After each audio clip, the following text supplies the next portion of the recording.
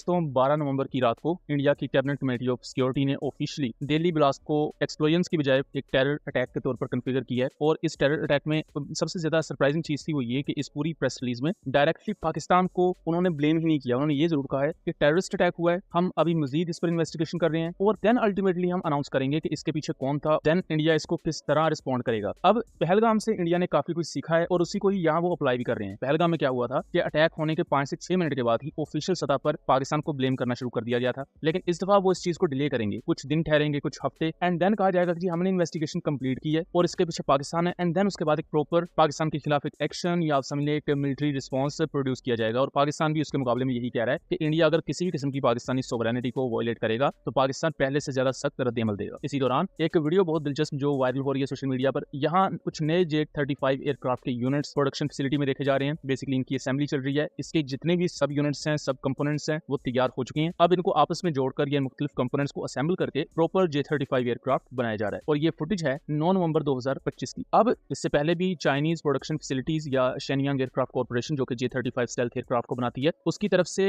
Video मंजरियां पर आई थी और तब जो J-35 के प्रोटोटाइप्स दिखाए गए थे उन पर ग्रीन कलर था, जो कि इस चीज को जाहिर कर रहा था कि ये नेवल J-35 के वेरिएंट होंगे। लेकिन नवंबर 2025 में ये जो वीडियो नई आई है इसमें J-35 के प्रोटोटाइप की कलर स्कीम बिल्कुल डिफरेंट है। तो इस बारे में मुख्तलिफ सोर्सेज का ये क्लेम करना है कि ये एयरफोर्स का वेरिएंट है J-35 के, और अगर ये एयरफोर्स के वेरिएंट है तो यहाँ मोर देन 70% चांसेस ये हैं कि ये वो J-35 हैं जो पाकिस्तान एयरफोर्स को डिलीवर किए जा सकते हैं। लेकिन फिर दोबारा से क्वेश्चन आ जाता है कि ये डिलीवर कब किए जाएंगे। सबसे अहम चीज कि अभी हो सकता है ये पहला ही वो J-35 हो जिसकी ये वीडियो मंजर यहाँ पर आई है। अभी प्रॉपर बैच एक पूरा होगा जिसकी प्रोडक्शन होगी, और उसमें से ये पॉसिबिलिटी ज्यादा है कि कुछ एयरक्राफ्ट चाइनीज एयरफोर्स यानी कि पीपल्स लिबरेशन आर्मी एयरफोर्स को और कुछ एयरक्राफ्ट पाकिस्तान एयरफोर्स को डिलीवर किए जाएंगे। देन उसके साथ साथ इसी के पैरेलल जो इनके वेपन सिस्टम है उनकी प्रोडक्शन लाइन भी जारी होगी, जिसमें obviously next generation air to air missile होंगे PL-16 की जिस तरह बात की जाती है, और उसी को भी PL-XX भी कह दिया जाता है। और इसकी रिपोर्टेड रेंज 300 प्लस किलोमीटर है, और एज वेल एज इसका नो स्केप जोन करंट जो एयर टू एयर मिसाइल दुनिया में एग्जिस्ट करते हैं उनमें से सबसे ज्यादा होगा। इवन दो कि नो स्केप जोन के मामले में PL-15 और फ्रेंच मीटियोर मिसाइल्स के बारे में कहा जाता है कि इनका नो स्केप जोन बहुत ज्यादा है, लेकिन PL-16 या PL-XX के बारे में चाइनीज एनालिस्ट क्लेम करते हैं कि इसका नो स्केप जोन दुनिया के किसी भी मिसाइल से ज्यादा होगा।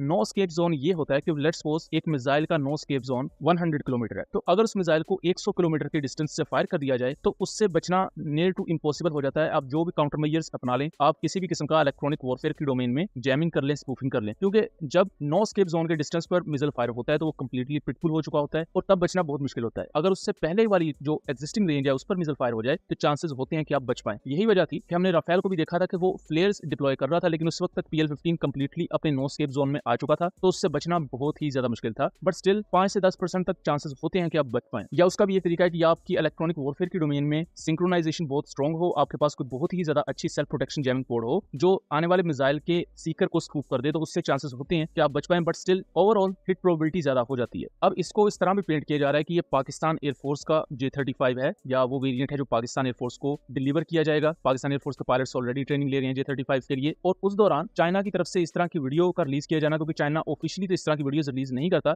बट अपने जो अनऑफिशियल चैनल्स होते हैं उनके थ्रू उनकी इस तरह की वीडियोस, ये छोटे छोटे क्लिप्स आ जाते हैं। और ये ज्यादातर जो क्लिप्स होते हैं मोर देन 90% ये चाइनीज मीडिया वेबसाइट्स पर ही पब्लिश होते हैं, ना कि ये जो यूट्यूब या एक्स और दूसरे प्लेटफॉर्म्स पर। चाइना और पाकिस्तान की साइकोलॉजिकल ऑप्स की यहाँ तारीफ करनी पड़ेगी कि चाइना ने उस वक्त ये वीडियोस निकाली जब पाकिस्तान और इंडिया के दरमियान टेंशंस बढ़ रही थी और इंडिया ने एक टेरर अटैक का ऐलान किया। एक तरफ इंडिया टेरर अटैक को अनाउंस कर रहा था या अनाउंस करने की प्लानिंग कर चुका था, और उसी वक्त चाइना ने ये सिग्नल दे दिया कि ये एक नई चीज पाकिस्तान एयरफोर्स के लिए आ रही है। और ऑलरेडी भी अगर J-35 ना भी हो तब भी J-10C के पास जो करंट कैपेबिलिटीज हैं वो कंप्लीटली आउटरेंज करती हैं इंडिया के राफेल को और माइका मिसाइल्स को, क्योंकि मीटियोर इस वक्त इंटीग्रेटेड नहीं है। और माइका की 80 किलोमीटर रेंज के मुकाबले में इवन अगर PL-15 को भी साइड पर किया जाए तो F-16 के करंट AIM-120C5 जिनकी रेंज 105 किलोमीटर है वो भी इसको आउटरेंज करने के कैपेबल है। और इस सारी सिचुएशन में जहां इंडियन एयरफोर्स ऑलरेडी डिमोरलाइज है, उनके जेट्स शूट डाउन हुए हैं, इसी वजह से ज्यादा आजकल रिलाय उनका नेवी और आर्मी पर है, उनके लिए J-35 की एक नई वीडियो का सामने आ जाना ये उनके लिए एक पैनिक जैसी सिचुएशन क्रिएट करने से कम नहीं है। सो दोस्तों ये था एक एनालिसिस, उम्मीद करता हूँ चीजें क्लियर रही होंगी। वीडियो पसंद आई हो तो इसे ज्यादा से ज्यादा शेयर कीजिएगा ताकि इस तरह की मजीद इन्फॉर्मेटिव वीडियो हम आपके लिए लेकर आ सकें। मिलेंगे अगली वीडियो में, तब तक के लिए अल्लाह हाफिज।